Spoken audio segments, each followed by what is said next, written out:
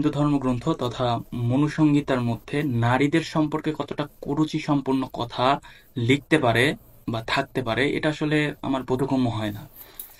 মনুসংহিতা নবম অধ্যায়, মনুসংহিতা নবম অধ্যায় শ্লোক নাম্বার 14।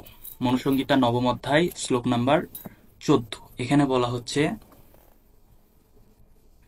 নৈতা রূপং পরিখন্তি নাশং বয়সিসং স্থিতি স্বরূপং বা বিরূপং বা পুমান্নিত্যের ভুঞ্জতে। অর্থাৎ বস্তুত পক্ষে স্ত্রীলোকের যে সৌন্দর্যে আসক্ত হয়, স্ত্রী লোকেরা যে সৌন্দর্যে আসক্ত হয় তা নয়, কিংবা পুরুষের বিশেষ বয়সের উপর নির্ভর করে তাও নয়, কিন্তু যার প্রতি আকৃষ্ট হয় সে লোকটি সুরূপী হোক বা কুরূপী হোক তাতে কিছু আসে যায় না।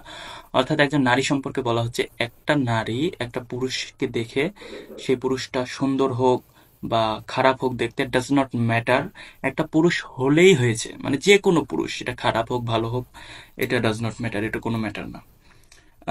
কিন্তু যার প্রতি আকৃষ্ট হয় সে লোকটি স্বরূপী হোক বা কুরূপী হোক তাতে কিছু আসে যায় না, কিন্তু যেহেতু ব্যক্তিটি পুরুষ, মানে সেটা খারাপ হোক বা ভালো হোক, যেহেতু সে পুরুষ এজন্যই তার প্রতি আসক্ত হয় এবং তার সাথে সম্ভোগে লিপ্ত হয়।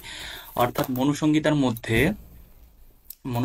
মধ্যে স্বয়ং ভগবান মনু তিনি এই কথা বলছে যে একটা পুরুষ খারাপ হোক চাই ভালো হোক, যতই যাই হোক না কেন, সুন্দর হোক বা অসুন্দর হোক, ডাজ নট ম্যাটার, যেহেতু সে পুরুষ, যেহেতু সে একটা ছেলে, এই কারণে একটা নারী, একটা মেয়ে সেই পুরুষটার প্রতি আসক্ত হচ্ছে এবং সংঘবে লিপ্ত হচ্ছে।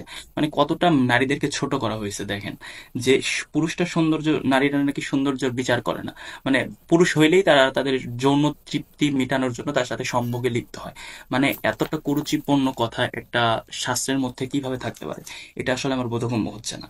আপনারা একটু আমাকে জানান যে আসলে এটা কি আপনাদের মানে, আপনারা তো এটাকে মনুসংগীতা ধর্মশাস্ত্র মনে করেন, তো এই যে কথাটা, এটা কি আপনাদের কাছে মানবিক বলে মনে হয়? যদি মানবিক মনে করেন তাহলে এটা একটু আমাকে বুঝাই দেন যে এটা আসলে কিভাবে মানবিক হয়।